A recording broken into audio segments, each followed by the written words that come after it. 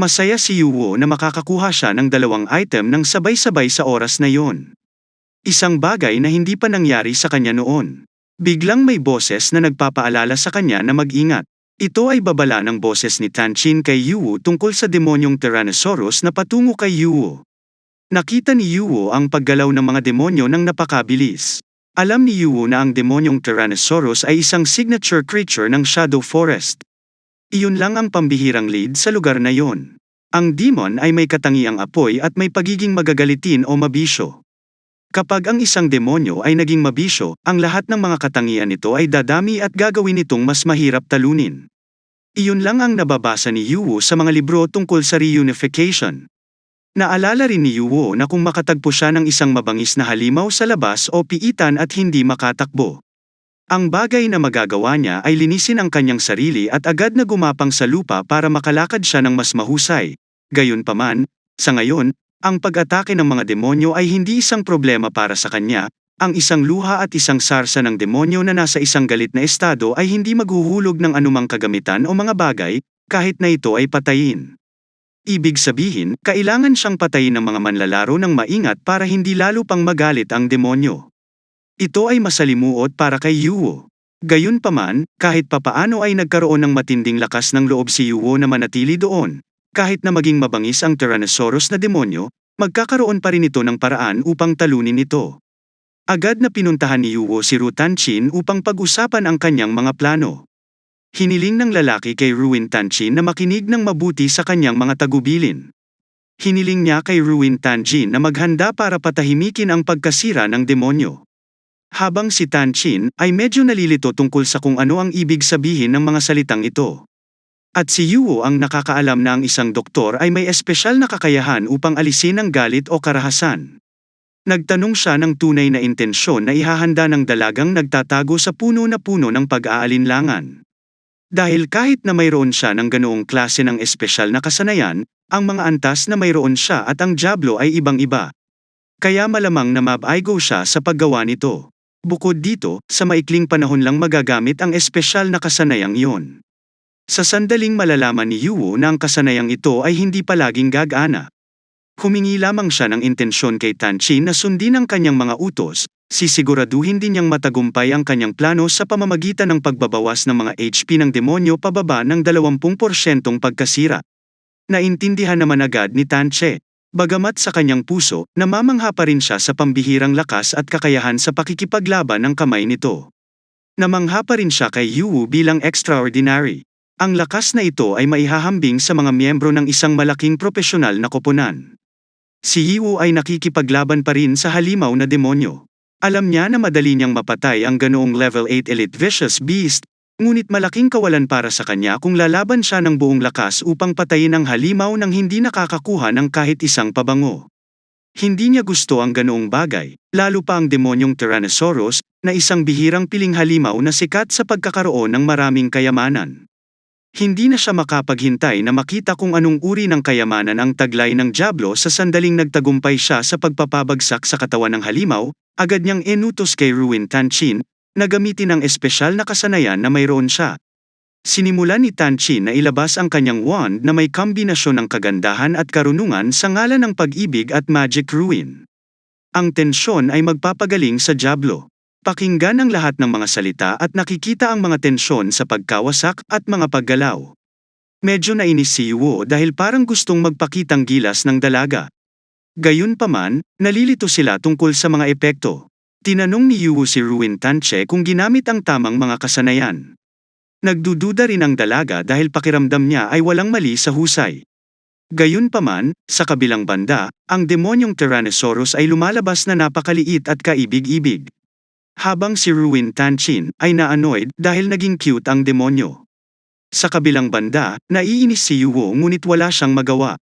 Nagulat si Ruin Tianjin na maaari siyang magkaroon ng ganoong pagpapatahimik na epekto sa malupit na isang demonyo.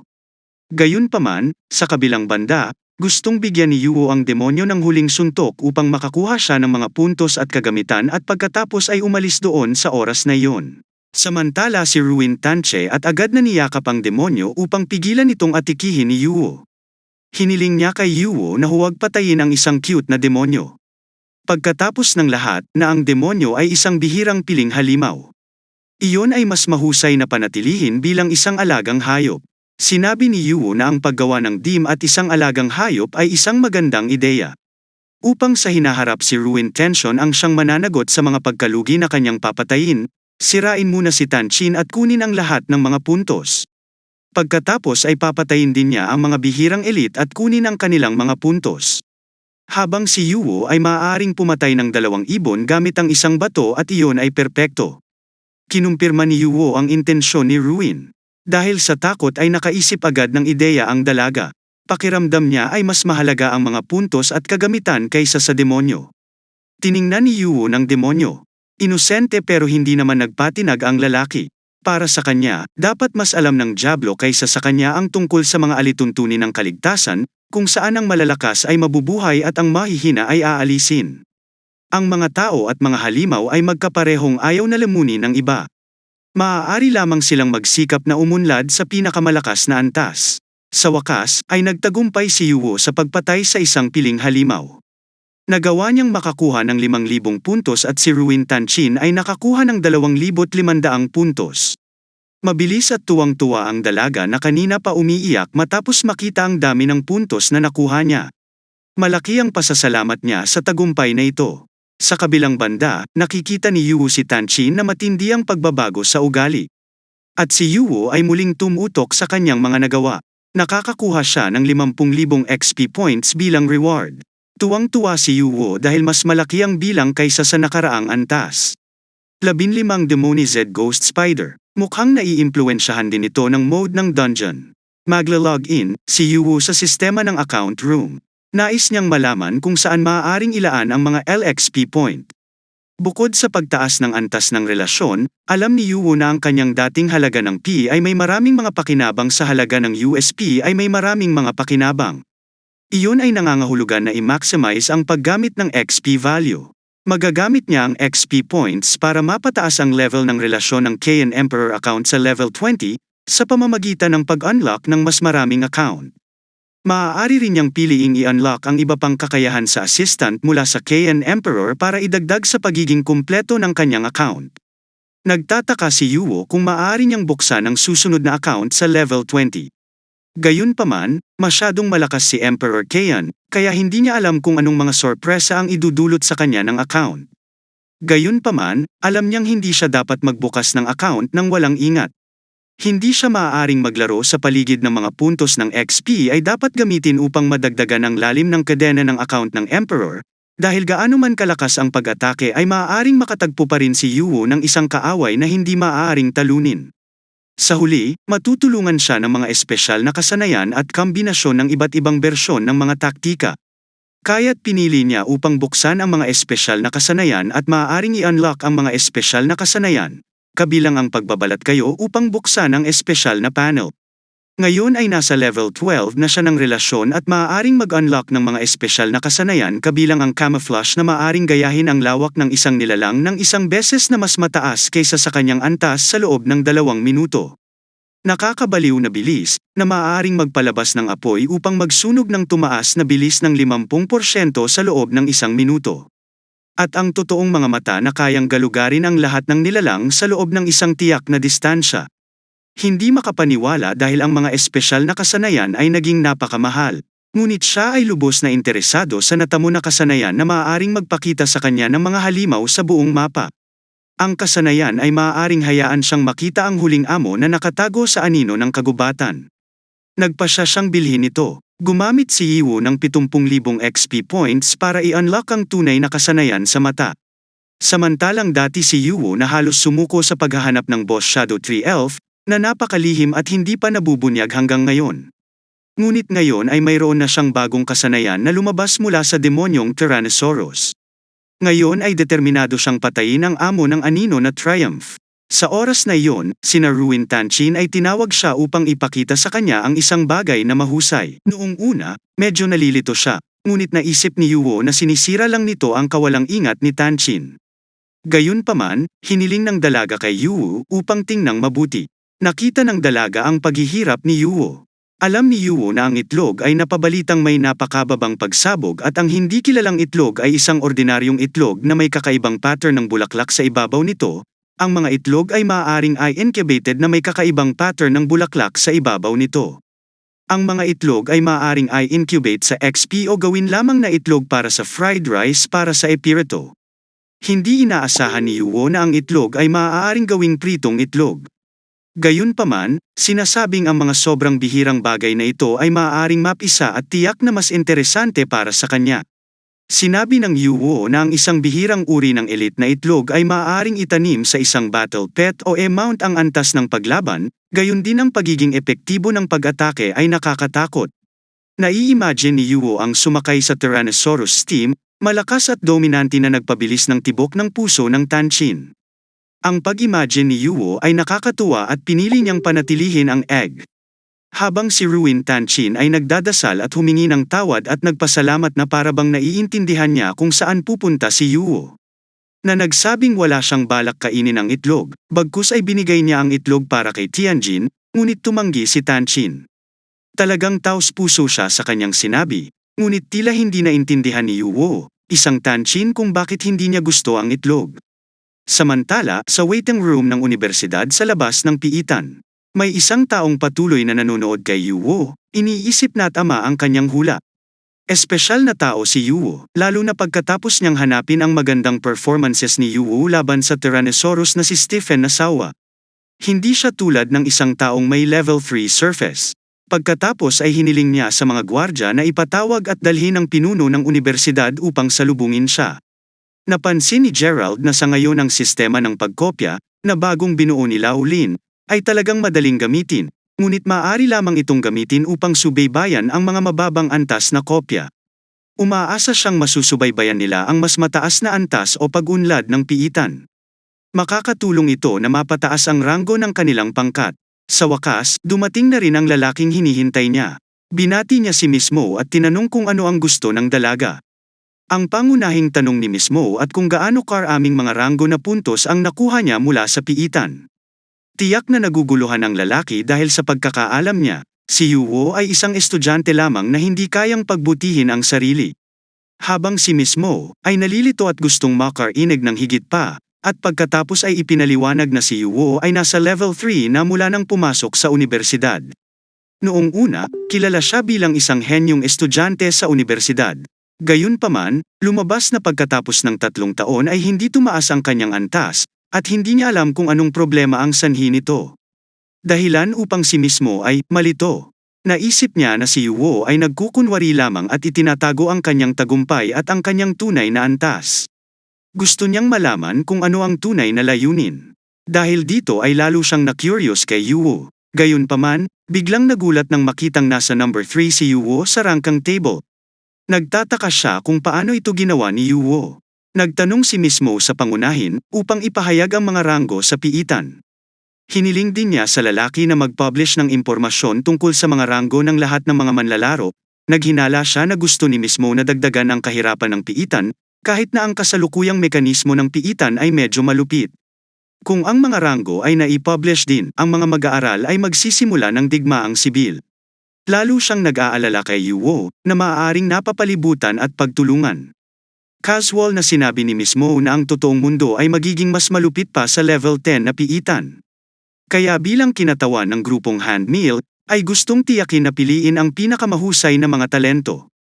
Pagkatapos ng lahat, si Yuo ay hindi basta-bastang estudyante, higit sa lahat, ay hindi inaasahan na papansinin si Yuo ni Miss Mo. Magiging curious ba siya kung talagang pambihira ang lalaki? Nais din niyang bigyang pansin ang mga paggalaw ni Yuo Zhu sa hinaharap sa Shadow Forest Dungeon, isang lalaki ang natalo. Ang team captain na si Nam Changfeng. Nagalit siya dahil pakiramdam niya ay pinagtaksilan siya. Ang taong pumatay sa kanya ay sumama noon, ngunit para lamang pumatay ng ibang tao. Ito ay lubhang kasuklam-suklam. Samantala, ang taong pumatay sa kanya ay maaari lamang tumawa at manghamak. Siya ang kapitan ng koponan na nagngangalang Lu Effect sa pagkakaalam niya na walang mga patakaran tungkol sa mga kasamahan sa koponan. Habang si Cheng Feng ay galit, ngunit wala siyang magawa. Sa kabilang banda, ang nangyari kay Chang Feng ay resulta ng ayaw niyang sumama kay Liu Feng. Galit na hiniling ng lalaki kay Cheng Feng na bumalik sa piitan at iulat ito kay Chief Yan. Pagkatapos ay tinapakan niya si Cheng Feng ng malakas at nagawa pa niyang patayin ito. Nakakuha pa siya ng 2,000 points mula rito. Isang lalaking nagngangalang Jenny ang agad na pinuri si Liu Feng, na sa tingin niya ay pinangunahan ng husto ang laro. Madali pa silang makakuha ng mga puntos. Medyo pinagsisihan ni Liu Feng ang pakikipag-away niya kay Cheng Feng dahil ang lalaki ay maaaring maging miyembro ng isang propesyonal na koponan sa hinaharap, gayunpaman, hindi niya maintindihan ang tren ng pag-iisip ni Cheng Feng para sa kanya. Ito ay napaka-boring upang talunin si Yuo. Habang si Luyo ay hindi magbibigay sa kanya ng anumang kasiyahan maliban sa mga puntos upang maging isang kaaya-aya. Sa pagkakataong iyon, biglang lumitaw sa harapan nila ang isang command system. Lahat, sa wakas ay inihayag ng unibersidad ang mga marka ng pagraranggo at impormasyon sa lokasyon ng manlalaro. Gusto nilang malaman kung ano ang nangyari. Casual na sinabi ni Liu Feng na napakalinaw sa palagay ng unibersidad na hindi gaanong mahigpit ang kompetisyon sa pagitan nila. Sa makatuwid, nilalayo nilang dagdagan ang kompetisyon sa pagitan nila. Gayunpaman, iyon ang gusto ni Liu Feng. Makatuwirang makukuha niya ang mga puntos ng ibang tao kapag nakita niya ang mga ranggo. Lalong nagulat si Liu Feng dahil nasa ikatlong pwesto si Yuo na may 10,000 puntos, labis na nagulat si Liu Feng nang makitang buhay pa ang lalaki at nasa ika-3 pwesto pa. Gusto niyang malaman kung paano ito ginawa ni Yuo. Lihim bang nagawa si Yuo sa mga puntos ng iba? Ano man iyon, lubos na humanga si Liu Feng dahil kung iyon ay totoo, kung gayon si Yuo ay isang tao na dapat purihin sa pagiging napakaswerte, gayunpaman, ang swerteng iyon ay malapit ng magwakas gaya ng gagawin ni Liu Feng. Lahat kayo ay tumitimbang ng mga puntos. Desidido silang mag-ayos at pahirapan ang itinuturing na basurang si Yuo. Sa kabilang banda, isang lalaking chairman ng Zuitao Thumb ang bumangga. Natakot siya dahil hinahabol siya ng mga taong parang demonyo. Gayunpaman, isang pagsabog ang biglang nangyari sa kanyang harapan. Nahulog si Tianjin at naisip niya kung paano nakipagkita kay Yuo ang team nila para pahirapan siya. Ngunit ngayon siya ay naiwang mag-isa. Nagulat pa rin si Zuta na si Yuo ay maaaring magkaroon ng ganoong kalaking lakas sa antas 3 lamang. Si Zutian ay hindi makatakas dahil ang kalye ay natatakpan ng apoy. Casual na sinabi ni Yuo na hindi siya kumakain ng tao. Kung tutuusin, sa simula, si Zutan ang gustong kunin ang kanyang mga puntos. Naghintay lang si Yuo na patayin ni Zutan. Inis na inis si Zutan dahil pinatay na ng lalaki ang lahat ng miyembro ng team niya noon, pero ayaw pa rin niyang magpatalo. Nag-alab si Yuo sa emosyon. Sinimulang salakayin ni Sutton si Yuo. Unang naramdaman ni Yuo ang pag-atake, na parang pinipilit siyang kumilos ng malupit. Pagkatapos ng lahat, para sa isang tulad ni Zutan, walang pagkakaiba kung siya ay isang propeta o isang demonyo, hanggat maaari siyang makakuha ng mga puntos kaysa sa gagawin niya ito. Pinatay niya si Zutan at pinaalalahanan niya ang lalaki na magdala ng mas maraming tropa sa susunod. Kung gusto niyang talunin siya, pinatay niya ni Yuo si Zutan at nakakuha ng 6,500 puntos at kinuha din ang pangunahing ahente sa pagbawi sa mahabang panahon. Sa makatuwid, ang kopya ng katawan ni Zutan ay pinilit ding lumabas sa pagkawasak ng piitan. Agad na pinuri ni Tan Chin na karapat-dapat siya sa titulong dakilang Diyos dati, 4 na pag-atake mula kay Zutan at lahat ng miyembro ng kanyang koponan ay natalo ni Yuo. Gayunpaman, pinagsisihan yun ni Yuo mula sa pag-ataking ito. Walang makukuhang interesante maliban sa mga puntos. Nagsimulang mag-isip si Yuo tungkol sa unibersidad na nagsiwalat na ang impormasyon sa ranggo at lokasyon ng lahat ng mga manlalaro na ginawa ni Miss Mo. Alam niyang sinadya ito ni Miss Mo para maging mas matindi ang laban. Pero para kay Yuo pala yun. Ito ay isang magandang entertainment matapos matagumpay na talunin ang lahat ng mga miyembro ng Zukino, si Yuo ay automatikong naging unang pwesto na may 22,500 puntos. At si Ruin, tuwang-tuwa na niyakap si Yuo dahil naiintindihan niya. Pero pinaalalahanan niya si Ruin Tanche at huwag masyadong ma-excite dahil baka mawalan sila ng konsentrasyon at maging pabaya sa imahinasyon. Naisip na ni Ruin Tanchin kung paano makakakuha ng isang doktor ng unang premyo pati na rin ang isang bonus pagkatapos makuha ang unang pwesto sa paligsahan sa piitan. Sinubukan ng Yuo na alisin ang tensyon sa pagkawasak mula sa kanyang maling akala. Ang pagiging pinakamahusay ay nangangahulugan din na ang pagiging pinakamahusay ay nangangahulugan. Pero mas maraming tao ang masusuklem kay Yuo mamaya. Nagsimulang bigyang pansin ni Yuwo ang sistema. At sa ngayon, may 3 koponan na natitira sa kanila. Bukod kay Yuwo, nandyan sina Liu Fang at Zhang, ang kanyang koponan doon sa pamamagitan ng sistema. Napagtanto din ni Tan Qi na sinusundan sila ng 2 koponan ng walang ginagawa. Nilinaw ni Yuwo ang tungkol sa karakter ni Liu Fang. Ang lalaki ay mukhang pabaya sa labas, ngunit siya ay napakaingat. Ang lalaki ay dapat na nagtatago at pinapanatili ang kanyang distansya upang mag-obserba dahil si Yuwo, kung sa pagganap lang ay tiyak na lampas sa inaasahan ni Liu Fang. Papasok siya ng hindi inaasahan sa sandaling nakalkula niya ang sitwasyon at buong kumpiyansa ay tatalon siya at papatayin si Yuwo. Upang makuha ang mga puntos para sa kanyang sarili. Ang pagkarinig sa paliwanag na ito na ikinagalit ni Tin Chin. Napakalupit ni Liu Fang dahil palagi niyang sinusubukang habulin si Yuwo. Pero nagtataka si Yuwo kung bakit determinado si Liu Fang. Sinabi ni Yuwo na sinusubukan lamang ni Liu Fang na itago ang katotohanan tungkol sa isang bagay na nangyari sa pagitan namin ng aking kapatid na babae. Ngunit pinili ni Yuwo na tumuon sa pagtaas ng kanyang konsentrasyon at paghahanap ng huling amo sa piitan. Gayunpaman, sa kabilang banda, hindi sigurado si Tanjin dahil ang Shadow Tree Fairy Boss ay isinama sa laman at sa Horus mula pa noon ay hindi pa natagpuan. Ginagamit ng unibersidad ang Shadow Forest para sa mga kompetisyon. Sa simula, nag-aalinlangan si Yuwo sa huling resulta. Sa makatuwid, sinubukan niyang mag-alok. Ginamit lang sana ni Yuwo ang PVP para matukoy ang mananalo. Medyo nagulat si Yuwo nang malaman ang conclusion na naisip ng dalaga. Siyempre, inis si Tan Chin dahil minamaliit ni Yuwo ang katalinuhan niya dahil sa kagandahang taglay niya. Pagkatapos ay kukumpirmahin ni Yuwo na ito ay dahil ang kompetisyon sa piitan ay talagang isang pagsubok upang malaman ang kanilang mga kakayahan sa PVP. Gayunpaman, hindi niya binalak na sumuko sa paghahanap sa amo ng piitan, sa pamamagitan ng pagkumpleto sa Shadow Fairy Tree Boss. Maaari silang makakuha ng maraming item at XP point. Kaya nagsimulang gumamit si Yuwo ng mga napagtanto na kasanayan. Nakikita ni Yuwo ang buong Shadow Forest. Habang si Yuwo ay lubos na nasiyahan sa mga kakayahan na nag-alis ng 70,000 XP puntos mula sa kanya. Sa kanyang tunay na mga mata, nagawa niyang hanapin ang anino na si Triumph. Masaya si Yuwo dahil nagkaroon siya ng totoong buhay para sa mga espesyal na kasanayan, na hindi naman nakakadismaya. Sa wakas ay napakadali niyang nahanap ang nakatagong panghuling amo sa umaga.